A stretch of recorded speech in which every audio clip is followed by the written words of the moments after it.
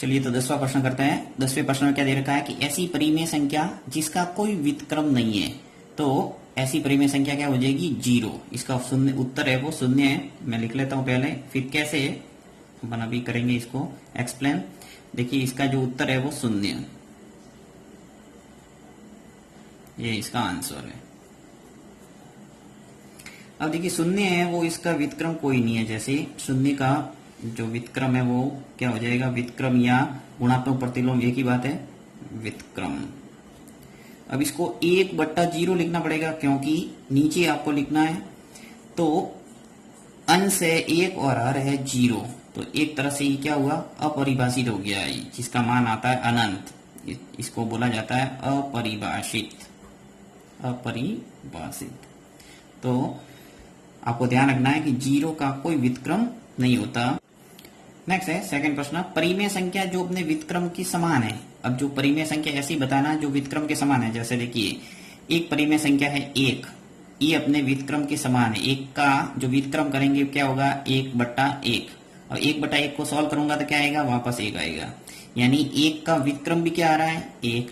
एक और संख्या है -1। देखिए -1, इसका व्युत्क्रम करेंगे तो क्या आएगा? -1/1, और वापस -1/1 को सॉल्व करूंगा तो क्या आएगा? -1। यानी जो संख्या है वो का वो उसका व्युत्क्रम भी आ रहा है। अर्थात यहां लिखेंगे 1 और -1। ये ऐसी संख्या है जिनका व्युत्क्रम भी क्या है? स्वयं है, समान है। परिमेय संख्या जो अपने व्युत्क्रम के समान है। फिर परिमेय संख्या जो अपने ऋणात्मक के समान है। अब ऋणात्मक के समान कौन सी संख्या होगी? शून्य ही होगी, तो यहां लिखेंगे 0, शून्य। क्योंकि 0 या फिर -0 ये दोनों क्या है? एक ही है। 0 के आगे माइनस लिखे या प्लस लिखे कोई फर्क नहीं पड़ता, 0 0 ही है। इसलिए परिमेय संख्या 0 ऐसी है जो अपने ऋणात्मक के समान है। तो इस ढंग से इन तीनों के उत्तर आपको देना है यदि एग्जाम में आते हैं तो। नेक्स्ट 11वां प्रश्न है कि रिक्त स्थानों की पूर्ति कीजिए। सबसे पहला प्रश्न दे रखा है शून्य का व्युत्क्रम। अब शून्य का व्युत्क्रम सबसे फर्स्ट प्रश्न 10वें का जो पहला ऑप्शन अपन ने किया था वो क्या था कि ऐसी परिमेय संख्या जिसका कोई व्युत्क्रम नहीं है। तो कौन क्या था उत्तर उसका? शून्य। अर्थात शून्य ही ऐसा है जिसका कोई व्युत्क्रम नहीं है। तो यहाँ लिखेंगे शून्य का व्युत्क्रम नहीं है, क्योंकि अनंत आता है, अपरिभाषित आता है। जैसे 0 को नीचे लेके जाते हैं, 1 के नीचे 0 आ जाता है, तो अर्थात भाग जाता नहीं है, इसलिए अपन अनंत लिखेंगे। तो ऐसा व्युत्क्रम आएगा ही नहीं, क्योंकि अपन को लाना है 1।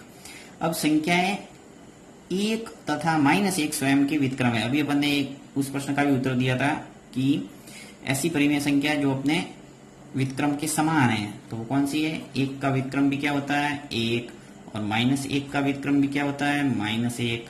इसलिए संख्या 1 तथा -1 स्वयं के व्युत्क्रम हैं।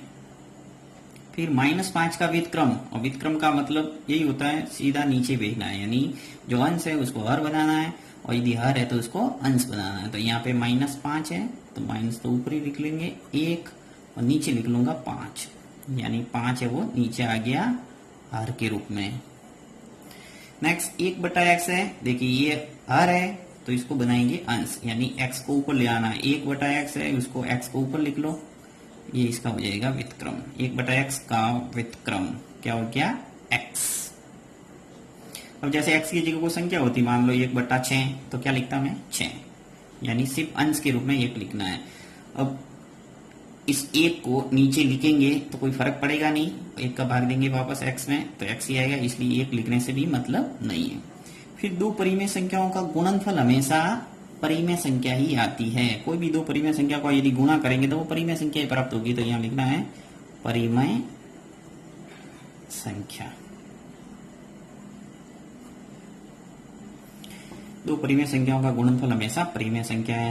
नेक्स्ट प्रश्न है किसी धनात्मक परिमेय संख्या का व्युत्क्रम है, तो किसी धनात्मक परिमेय संख्या का व्युत्क्रम भी क्या होगा? धनात्मक। याद रखना है।